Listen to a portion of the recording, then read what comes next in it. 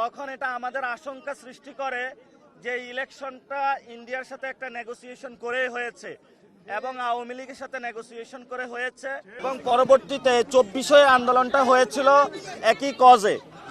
কিন্তু আমরা এখন দেখতে পাচ্ছি যে এই ডেমোক্রেটিক যে একটা যাত্রা, এই যাত্রার পরে যেখানে 24টা মানুষের সামনে অনেক বড় হওয়ার কথা ছিল, কিন্তু বাংলাদেশে 24-এর যে গণ অভ্যুত্থান জুলাইকে নাই করে দেওয়া হচ্ছে।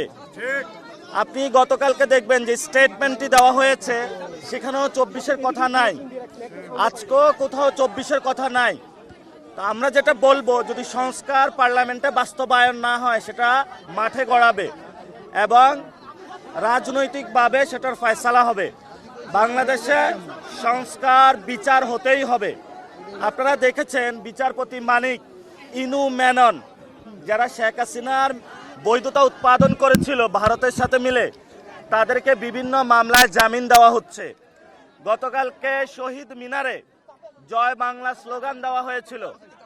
আমাদের এখনো বিচার হয়নি যারা শহীদ ফ্যামিলি এবং আমাদের যারা আহত ভাইয়েরা রয়েছে, তাদের এখন আমরা বিচার বুঝে পাইনি। এমত অবস্থায় যখন জয় বাংলা স্লোগান হয় এই সরকারের তত্ত্বাবধানে, নগদ নিয়ে এলো হার না মানা হার অফার। সর্বনিম্ন 10,000 টাকা রেমিটেন্স নগদে পাঠালে থাকছে স্বর্ণের হার জেতার সুযোগ। তখন এটা আমাদের আশঙ্কা সৃষ্টি করে যে ইলেকশনটা ইন্ডিয়ার সাথে একটা নেগোসিয়েশন করে হয়েছে এবং আওয়ামী লীগের সাথে নেগোসিয়েশন করে হয়েছে। ফলে আমরা সরকারকে আহ্বান জানাবো এই জায়গা থেকে সরে আসার জন্য। যদি সরকার এই স্ট্র্যাটেজি নিয়ে থাকে যে আওয়ামী লীগরাও মাঠে নামিয়ে দিয়ে অন্যদেরকেও মাঠে নামিয়ে দিয়ে আপনারা দুইজনে হলে গৃহযুদ্ধ করেন, আমরা সরকারের ওই ফাঁদে পা দিব না। আমরা সরকার যেহেতু দায়িত্ব নিয়েছে, আইন শৃঙ্খলা বাহিনী দিয়ে যারা জয় বাংলা সন্ত্রাসী গোষ্ঠী আছে বাংলাদেশে তাদেরকে নিবৃত্ত করতে হবে। সরকারি দায়িত্ব নিয়ে সরকার যদি নেগোসিয়েশন করে তাদেরকে বলে দিবেন, যান আগের দিন বাগে খেয়ে ফেলছে, নেগোসিয়েশন হয়ে গেছে, এখন ক্ষমতায় আসছে, আপনাদের জয় বাংলা আপনারা রাখেন, এখন বাংলাদেশ জিন্দাবাদে চলবে। এজন্য সরকারকে আহ্বান জানাবো, আওয়ামী লীগের বিচার এবং সংস্কার এই দুইটা বাংলাদেশে বাস্তবায়ন করতে হবে এবং যদি এটা না হয় আমাদের হয়তো আবার এই মাঠে নামতে হবে। এখন অনেকেই বলে যে একটু ক্রিটিক করে যে তোমরা মাঠে যদি বলো তাহলে নামবে কিনা। মানুষ প্রস্তুত হয়ে আছে, সাইলেন্ট হয়ে আছে, জাস্ট কল হবে, মানুষ মাঠে নামার জন্য প্রস্তুত আছে। কারণ ইলেকশনে ইঞ্জিনিয়ারিং হয়েছে। ইলেকশন পরবর্তীতে আমরা দেখলাম যে বিরোধী দল যখন সংসদে চুপ্পুর বিষয়ে কথা বলেছে, সেখানেও তারা কথা রাখেনি। সংস্কার বিষয়ে তারা কথা শুনছে না।